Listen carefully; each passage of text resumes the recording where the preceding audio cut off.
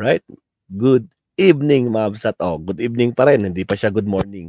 11:48 lang ng gabi, Mabsat. No? Malapit na magmadaling araw. But anyway, may nilabas po ang GMA News. Pero baka makaka-copyright tayo. Bilisan lang natin. Paano ba natin bibilisan to? Dali lang ah. Wait lang. Pwede bang bilisan to? Naku, walang pabilis to ah. Walang pabilis. Sige, bala na. Kasunod nga ng pag-ugong na may ICC arrest warrant laban sa kanya. Hindi dumalo sa sesyon ng Senado. Yun lang. No, Bato no show. Di ba? Tragis. Si Senador Bato de la Rosa. Sinagot naman ng liderato ng Senado kung pwede bang ikanlong ng Senado si de la Rosa. Pwede bang kanlongin ng Senado? Sinabi na ni Attorney Rene Bueno kahapon, di ba? Basta may ICC warrant at dahil yung kaso ni Bato ay more than 6 years, hindi nila pwedeng itago dyan. Kailangan buksan nila yung pinto ng Senado. Kunin nyo na. Dahil kung hindi, lalabag sa batas ang mga nagtatago kay Bato dyan, lalo na si Senate President Soto. So, ano ka? Gusto mo, ikaw ang mawala sa pagiging senador o isuko nyo na lang yan? Kasi nga, nakapaw, may lalabaging batas. In-explain na yan ni Attorney Rene Bueno kahapon sa atin. Sige, tuloy. Nakatutok si Ma'am Gonzales. Absent sa sesyon ng Senado ngayong araw si Senador Bato de la Rosa. Inaabangan pa naman siya matapos sabihin ng... Inaabangan talaga siya, no? Kaso po, tragis, mukhang hindi natin magpapakita to. Nako po, sabi nila, baka lumipad na daw ng Singapore. Tragis. Ombudsman na may warrant of arrest umano para sa kanya ang International Criminal Court o ICC. Ayon sa kanyang staff, walang pasabi si De La Rosa kung bakit hindi pumasok. Nitong Biyernes lang, nakita si... O, kita nyo nung Friday, tingnan nyo si Bato, active pa. O, nasa Cebu pa. O, di ba? Active pa yung Facebook niya, nagpo-post siya, nasa Cebu siya, tumutulong. O, tapos biglang Lunes, wala na. Kahit nung Sunday, wala nang update. Mga picture niya, wala na. Share na lang. De La Rosa's relief operation sa Cebu. Si Senate President Tito Soto, hindi pa rin daw nakakausap si De La Rosa. Pero kumonsulta na siya sa mga legal expert ng Senado.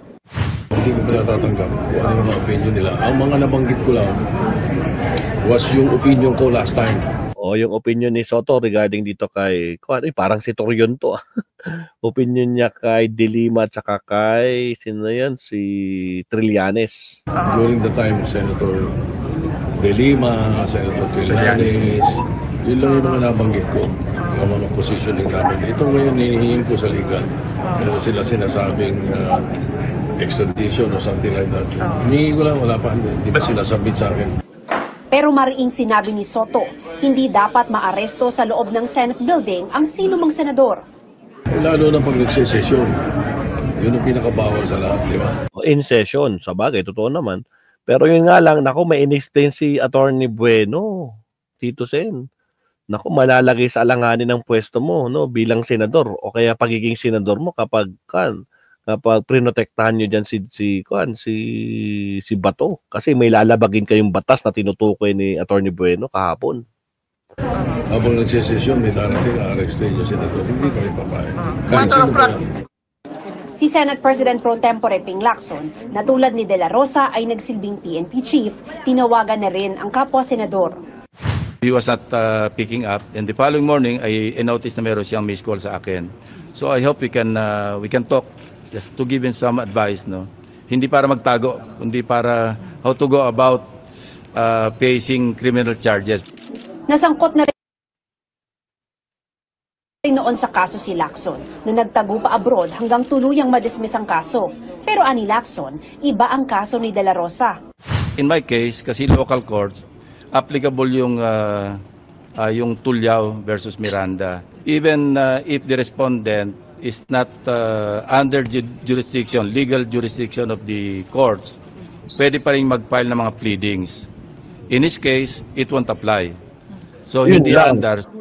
Kung piliin ni De La Rosa magpakanlong sa Senado, limitado ito alinsunod sa konstitusyon. Limited kasi yung constitution is very clear. Ano, on the... Yan na yung sabi ni Attorney Bueno na pag less than 6 years, pwede.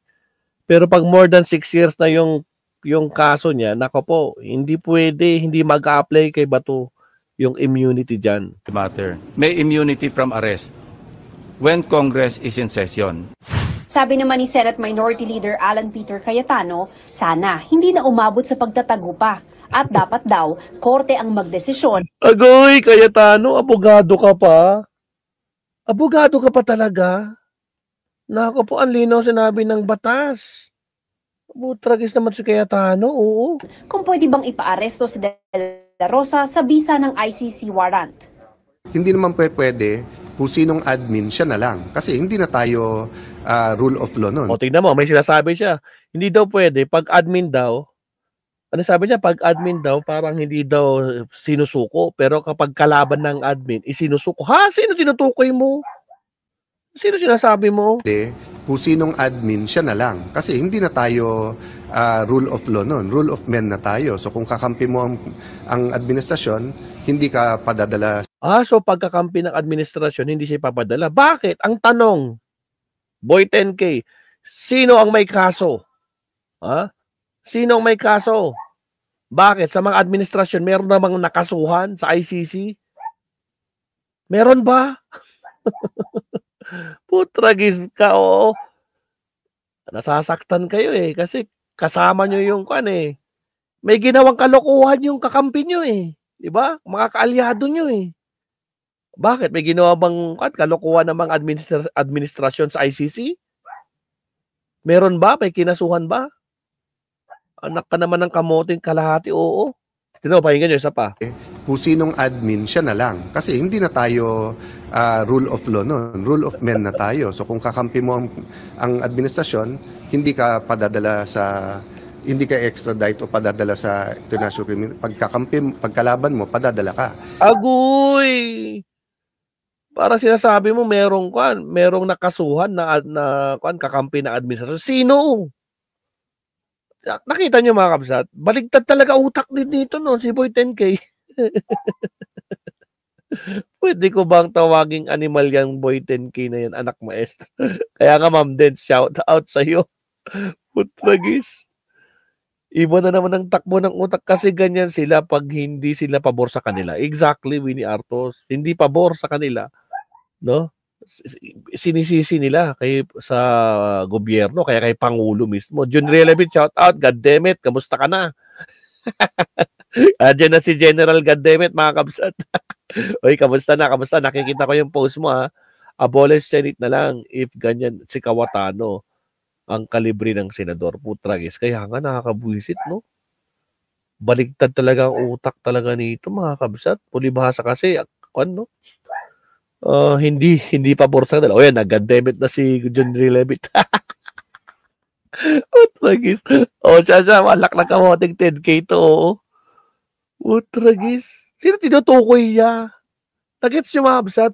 Pagkaalyado daw ng administrasyon, hindi daw pinapadala. Pero pagkaalyado daw ng mga kalaban, pinapadala. Ang tanong, itong tanong sa'yo, Boy 10K, sino sa mga kaalyado ng administrasyon ang may kaso sa ICC? Sige nga. Sino? Tragis ka. Makapag-igkon ka naman dyan, makapag-ngak-ngak ka rin dyan, para ka namang ring si Batong. Ngak-ngak ka ng ngak-ngak, putragis, wala ka namang maibigay na, sino tinutukoy mo? Bibilugin mo pa talaga ang mga tao, anak ka ng kamote, oo. There has to be a final arbiter, and if you look at the Philippine Constitution, isa lang yan, yung korte. Para sa GMA Integrated News. Putragis, ang dami-dami na ka nagsabi mga luminaries, mga attorney na talagang wala. There is no other choice kay Bato kundi mag-surrender or isurrender. Walang option na extradition kasi hindi naman bansa yung nagre-request. ICC. Ang ICC ay hindi bansa. Attorney ka ba talaga? Anak ng kamote, Addictus Rex. Putragis, shout out, anak ng kamote. Ay, grabe mga kabsat. But anyway, so, yan lang, Mabsat. Yan lang muna. No? So, sige, mag-isa pa tayo para 3 subtopic. Tapos, pahinga na ako ng 10 minutes. relive tayo. May gusto akong i-topic ulit mamaya. O, isa pa tayo. Sino punta natin? Si Attorney Claire nga. Dalawin nga natin si Attorney Claire. Nakita ko si Addictus eh. Punta natin si Attorney Claire. Okay, countdown ulit tayo. Bakit? Maraming salamat, Ma'am Sad. Sa mga bagong pasok dyan, huwag kalimutan mag-like and subscribe. Alright, here we go.